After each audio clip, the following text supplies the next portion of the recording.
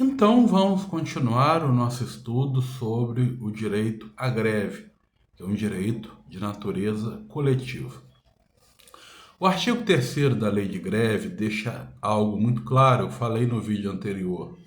A greve só pode ocorrer quando tentadas todas as formas de negociação entre sindicato dos empregados, empregadores ou sindicato dos empregadores.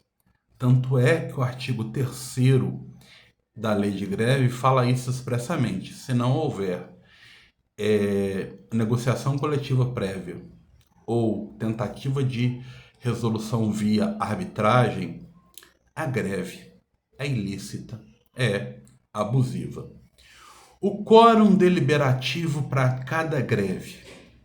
Isso é carreado de uma frase que eu detesto usar. Depende. Eu detesto usar o tal do depende. E outra coisa que eu detesto usar é depende do caso concreto.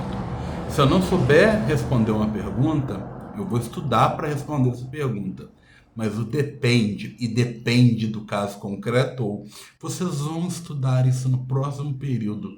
Isso é cascata. Isso é professor que não prepara a aula. Mas não vamos entrar nesse mérito, não, pela eticidade. Mas que me revolta, mexe com a minha gastrite.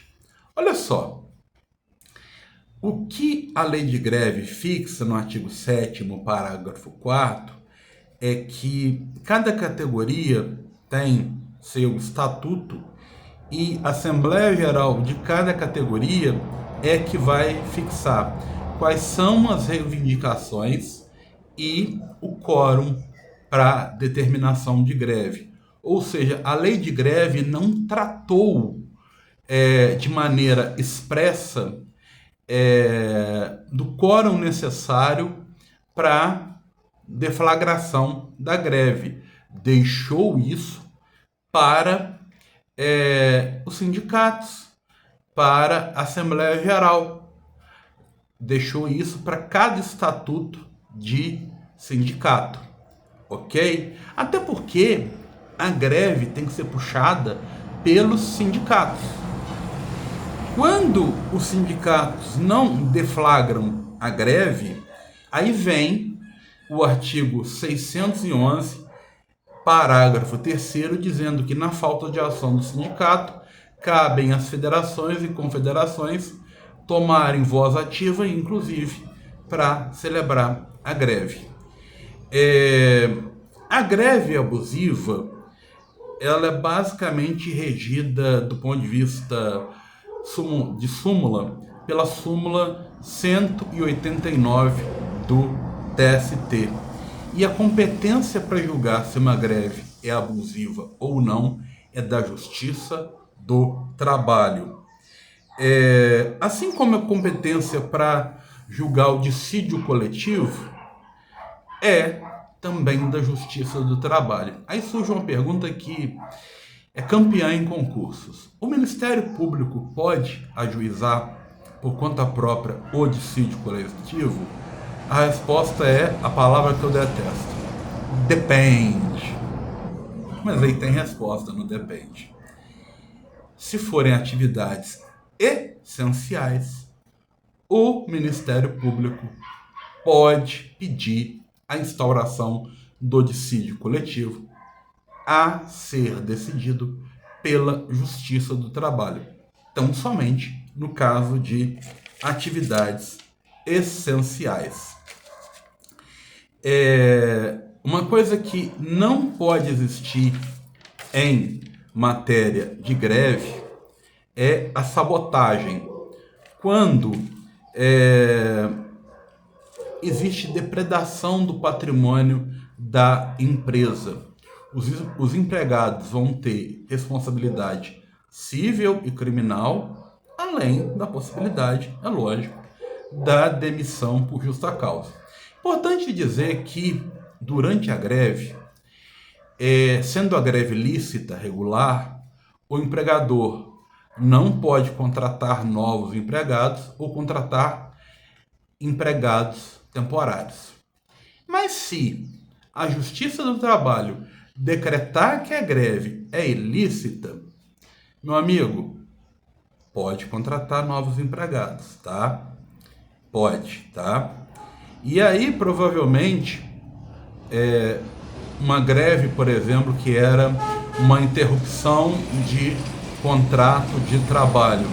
A Justiça do Trabalho pode virar e falar assim, agora passa a ser suspensão. E pode cortar os pontos. E aí você vai ter a necessidade do empregado tentar compensar horas que ele não trabalhou ou ficar sem receber. Isso se a greve for abusiva.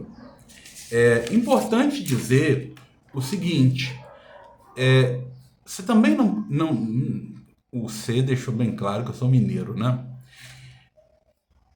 Também não pode existir o lockout, ou seja, quando o empregador ele estimula a paralisação da atividade, fechando o estabelecimento e impedindo o acesso aos empregados.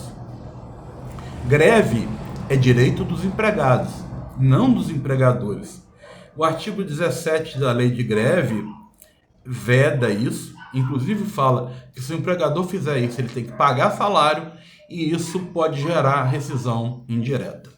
Dar um exemplo é complicado, mas eu posso forçar a barra porque foi muito discutido em 2018 aquela paralisação dos caminhoneiros. Alguns eram seletistas. E alguns empregadores disseram, está tendo paralisação dos caminhoneiros, vou fechar as portas. Só que o interessante era, eu vi, ninguém me contou não, empregador mandando para caminhoneiro seletista churrasco e caixa de cerveja. Aí eu acho que é lockout. Mas também não vou adentrar em questões ideológicas não, porque eu detesto extremismo ideológico, tá? Não é meu papel, especialmente em direito do trabalho. E para finalizar, tentar configurar o que é uma atividade essencial, que a paralisação por greve deve ser mais cautelosa, tem que ter o estabelecimento de um mínimo de empregados para manter a rotina das atividades essenciais. Isso basicamente está no artigo 10 da CLT. Lembrar que, no caso de atividades essenciais, a decisão de greve tem que ser comunicada à sociedade e aos empregadores no prazo prévio de 72 horas. Mas vamos tentar trazer esse elenco. E o que eu vejo muito é o seguinte, eu não gosto de falar isso, mas eu tenho que falar. Tem coisa em direito, e os concursos públicos têm ficado muito assim, que é o seguinte, decora, vai cobrar a literalidade da lei. Alguns concursos, alguns, nem todos, decora.